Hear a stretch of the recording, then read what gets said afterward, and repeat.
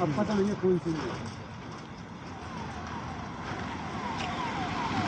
जमीन वाली